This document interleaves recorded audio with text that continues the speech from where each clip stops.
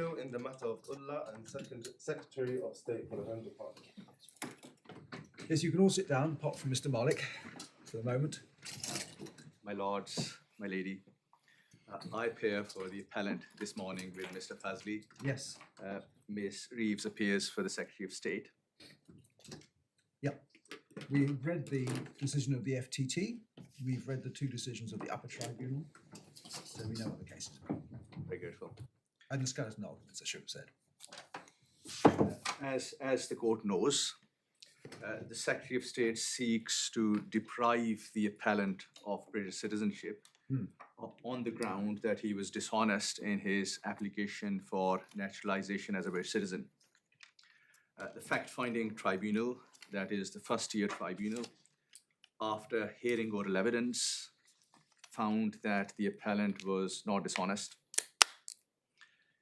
The appeal tribunal, that is the upper tribunal, set aside the First Tier Tribunal's decision and made a fresh decision holding that the appellant was dishonest and there was no procedural unfairness in the decision-making process.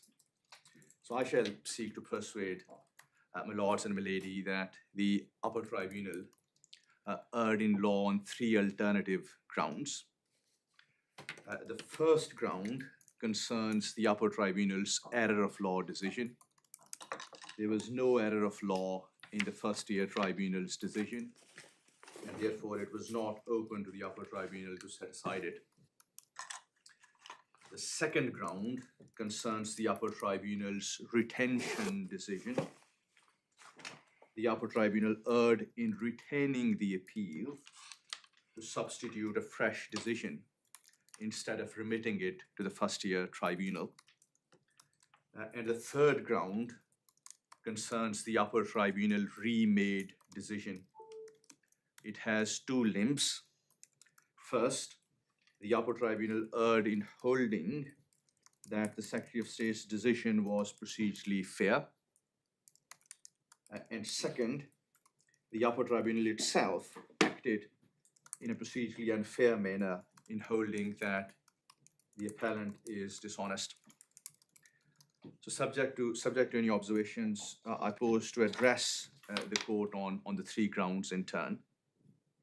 Now I'm sure the court has seen references in the skeleton arguments to the judgment of the Supreme Court in Begum. Yes. And further references to authorities where its application was considered. Now, my learned friend is not asking the court to dismiss my appeal on the basis of Begum, and the upper tribunal did not rely on it either. Begum was handed down yes. after the hearing in front of the FTT, Yes. and before the FTT promulgated its decision, and it wasn't one of the grounds on which the appeal to the upper tribunal is based. Absolutely. So I respectfully agree with my learned friend that it is not necessary for the court to resolve the tension in the case law as to the application of Begum in this context. And I felt obliged to bring it to the court's attention and to deal with it briefly in my skeleton argument. If my learned friend says something about it in her reply, I may then address it, subject, of course, to any observations that from the court in due course. Firstly, ground one, which is a challenge to the upper tribunal's error of law decision. Now, my lords, my lady, the upper tribunal's jurisdiction to hear appeals from the First Tier Tribunal is governed by Section 11 and Section 12 of the Tribunal's Courts and Enforcement Act 2007. Section 11, which is at page 36 of the authorities bundle.